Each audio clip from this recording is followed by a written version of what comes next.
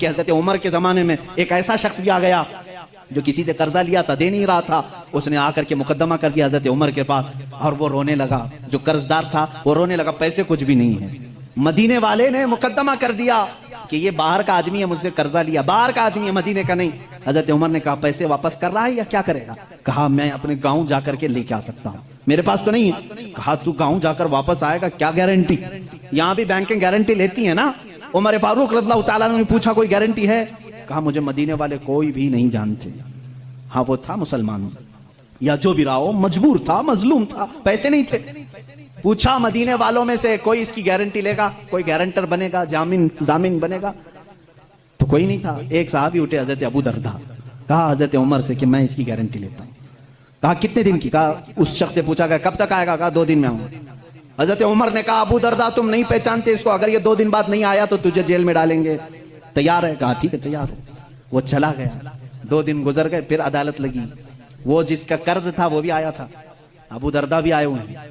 थोड़ी देर गुजरी, मगरिब का वक्त हुआ, वो शख्स आ गया, पैसे लेकर के आया हजरत उमर के पास। कहा बड़ा एहसान आपका, आपने 2 दिन का टाइम दिया, मैं अपना कर्ज लेकर के वापस आ गया हूं। थोड़ा सा कर्ज था, उस पर इंटरेस्ट नहीं, जितना लिया था उतना ला कर दिया, मामला खत्म हुआ। लेकिन अचानक जानते मामला बदल गया।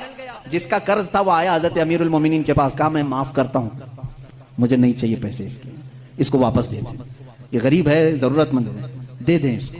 हजरत उमर ने कहा यही बात 2 दिन पहले क्यों नहीं की? वो गया गांव जाकर के लेके आया, आज तुम इसको माफ कर रहे हो? कहा अमीरुल मोमिनीन से। अमीरुल मोमिनीन मैं घर गया तो उसके बाद मुझे ऐसा लगा दिल में कि एक मजबूर जो कर्ज में फंसा हुआ है, अगर मैं आज माफ नहीं करता तो कहीं दुनिया ये ताना ना दे दे कि मोहम्मद के गुलाम माफ नहीं करते।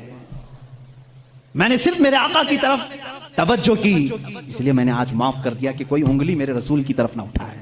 हजरत अबू दरदा उसी वक्त खड़े थे। कहा हजरत अमीरुल मोमिनीन ने तुम पहचानते भी नहीं थे, कैसे इसकी गारंटी ले ली? उन्होंने भी यही कहा अमीरुल मोमिनीन देखा मजमा सन्नाटा है, कोई नहीं उठ रहा, मैं सिर्फ इसलिए उठा कि बाद में दुनिया ये ना कहे कि मोहम्मद के गुलामों में दोस्ती यारी भी खत्म हो चुकी है, मदद करने का जज्बा ही खत्म हो गया है। इसलिए मैं खड़ा हो गया कि जानता हूं या नहीं जानता हूं, मैं मदद के लिए खड़ा तो हो जाऊं, कहीं मेरे नबी को कोई ये ना कहते। वो शख्स जो कर्जा लेकर के आया अमीरुल मोमिनीन ने उससे पूछा आखिर तू गया था, जा सकता, गायब हो गया, तुझे कौन पकड़ने आता? उसने कहा अमीरुल मोमिनीन 2 दिन से इसी बेचैनी में था, चाहता तो भाग जाता, इसलिए लौट आया कि बाद में दुनिया ना ये ना कहे कि मोहम्मद के गुलाम वादा खिलाफी करते हैं, गद्दार ना कहें रसूल के गुलामों को, इसलिए हम लौटा। मेरे नबी ने वो इस्लाम दिया है, सूद के निजाम को खत्म फरमाया है।